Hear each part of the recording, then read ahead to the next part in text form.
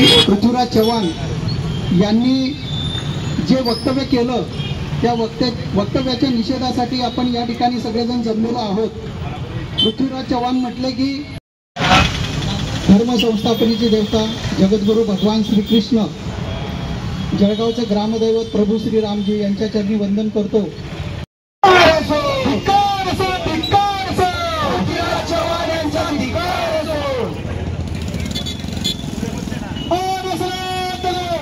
हिंदू धर्माचा जय श्रीराम, जय श्रीराम, जय श्रीराम। झालाच पाहिजे, झालाच पाहिजे, पृथ्वीराज चव्हाण यांच्यावर गुन्हा झालाच पाहिजे।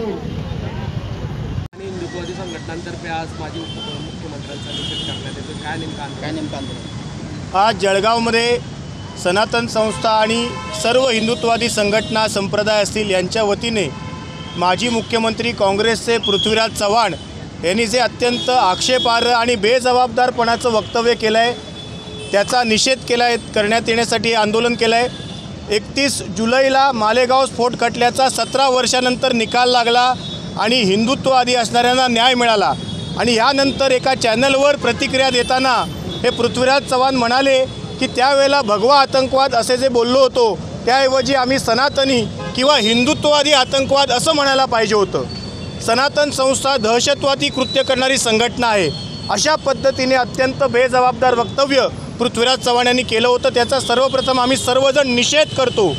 या काँग्रेसींची परंपरा आहे येन केन प्रकारेनं हिंदुत्ववादी संघटना असतील, संत असतील, साधू असतील, संप्रदाय असतील यांचा अपमान करायचा, त्यांना तुच्छतेची वागणूक द्यायची, त्यांच्यावर कारवाया करायच्या आणि हिंदूंना बदनाम करून त्यांची वोट बँक वापरायची, अशा पद्धतीचं हे काँग्रेसचं षडयंत्र आहे।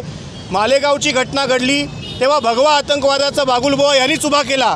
आज जर तुम्ही बघाल तर देशाचे तेव्हाचे गृहमंत्री सुशीलकुमार शिंदे यांनी जाहीर चॅनलवर माफी मागितली की माझी चूक झाली, मी भगवा आतंकवाद बोललो, ती पक्षाची भूमिका होती।